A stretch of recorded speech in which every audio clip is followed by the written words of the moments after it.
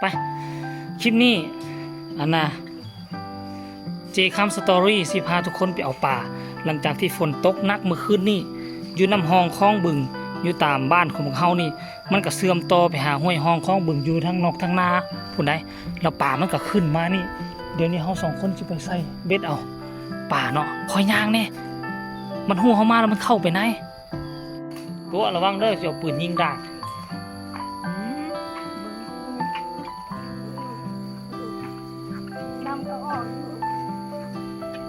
ใส่เพิ่นว่า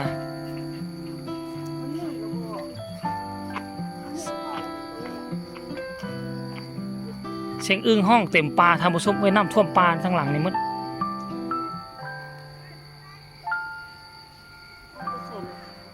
ตัวนะนางนี่บ่ได้ตัวมันออกมานี่ลูกตัวปลาเอาน้ำเขาพุดมาหั่นนั่นแหละปกติมันต้องออกมาจากท่อนี่แต่น้ำพุดมาจากขี้ดินเฮ้ยอยู่ไสใช่ตัวน่าใหญ่วะ27 โลโตนึงนะอ้าวมาแต่ใส่มันมาแต่ใส่เอาน้ำเขาพุดมาจากห้องนี่วะน้ำใต้ดินมันออกมาใต้ดินท่านผู้ชมห้องบ้านห้องมันออกมาดินอยู่นี่อุ้ยแล้วตัวอยู่สื่อสิเฮ็ดคลิปบ่ได้เฮ็ดเบ็ดมันแย่แม่ตัวซัมโปมือนี่ว่ะพูดอ่ะเดี๋ยวนี้เสีย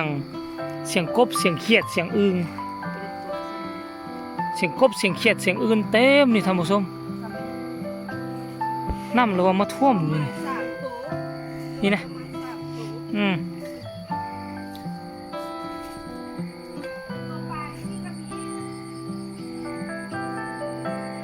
เสียงอึ่งนี่นะมันเสียงอย่างท่านผู้ชมเนี่ย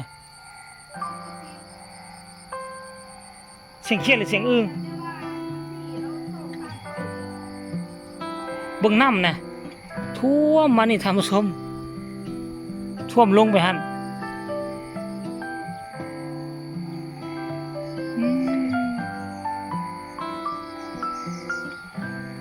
น้ำบ่เคยท่วมเลยนี่จักเทื่อ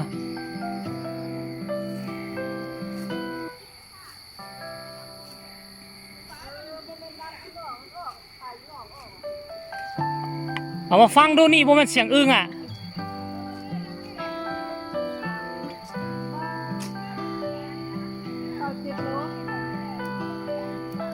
ปลายัง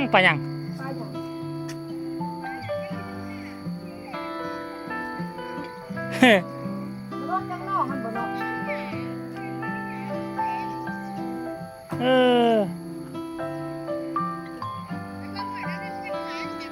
อยู่บนใดเ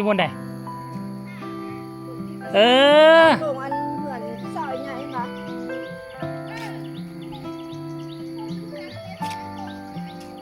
เอาอยู่หั่นมีห้องซะบ่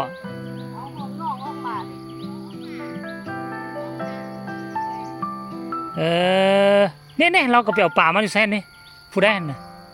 เด็กคนไปหาปลาอยู่แซ่น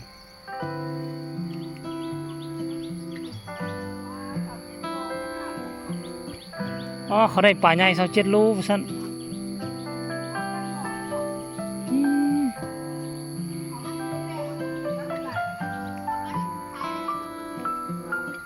ปลาเก็ดนี่วะหรือคือปลาดุกนี่ปลาเก็ดอะปลาเลี้ยงนองนั่นแหละแถวนี้นะ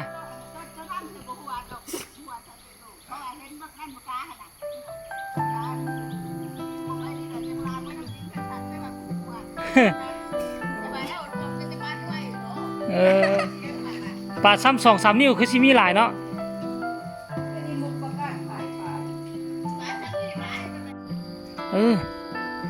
นี่อยู่มองห้องระบายน้ำนี่นะท่านผู้ชมปอนลงปอนใส่ตัวนี้ปอนลงปอนใส่ตัวข้างกลางก็ถอยไปตีวะ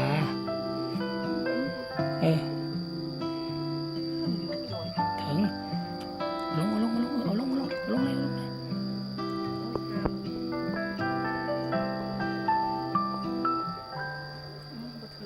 ลงแหละลงแหละมึงก็ใส่ถึกปองเลยแม่กินแล้วเด้น่ะนี่กำลังกินกำลังสวบแล้วเห็นบ่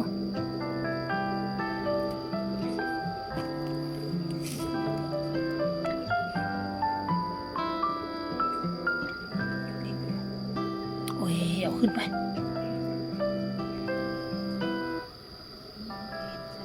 เห็น มีหลายตัวเลย ขึ้นมาตึงขึ้นมา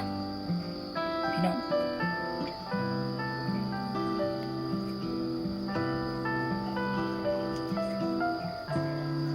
นี่มาแล้วกำลังลุกขึ้นมาเนี่ยตัวใหญ่อยู่พี่โอ้ตัวใหญ่ท่านผู้ชมตัวใหญ่อยู่นี่สี่ทุกคนเดี๋ยวนี้สองผัวเมียของพวกเขากะลุยมดเศร้าหาก็ได้นี่ได้ตัวนี้ตัวแรกเด้อท่านผู้ชมเด้อนี่เบิ่งความสูงของมันนี่ใหญ่ซ้ำทางอยู่90พุ่นน่ะเนาะเดี๋ยวค่อยกระซิบไปปลดตัวนี้ออกแล้วไปตึกตัวอยู่หัดใหม่เนาะท่านผู้ชมเฮามาลุ้นดูว่ามันสิได้ตื่มบ่เดี๋ยวเฮาไปติดตามนำกันอีกตอนต่อไปเด้อ